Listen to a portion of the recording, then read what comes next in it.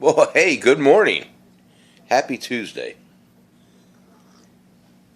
Uh, all my full timers and part timers out there. Somebody put a posting out there the other day, and I tried to answer it to the best of my ability with my opinion. Someone was asking their hot water heater pilot wouldn't light. And depending on what kind of unit you have, how old the RV, the camper, or the motorhome is, um, if you have to light the pilot from the outside. And I had this problem just, well, I guess maybe 6 years ago now. But I couldn't get it lit. And of course, I called the RV specialist to come into the campground and take care of it for me. Well, they racked me a lot of money. I want to say probably $150 for the travel time to the campground and then back to home base, okay? And I'm standing there watching this guy, and my unit at that time was was built in 2000. Excuse me, it was a Wilderness. And you got to light the pilot from outside. And I'm out there trying to light this thing, and it wouldn't light. Or it wouldn't stay lit, okay?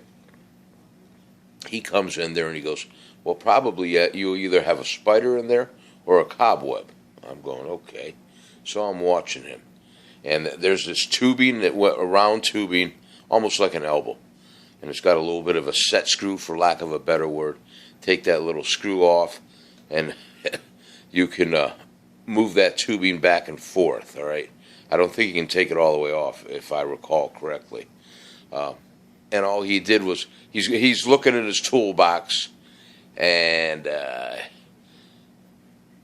he picked up a branch, all right?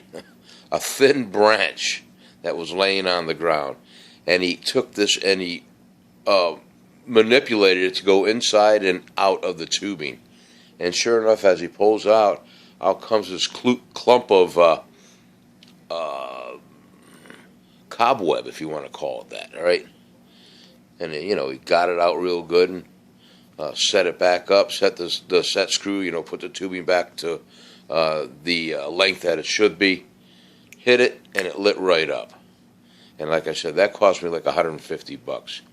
So my neighbor next door, his name is Bill, God rest his soul, he's no longer with us.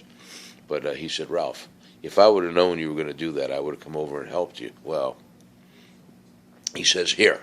And he gave me this pipe cleaner, okay?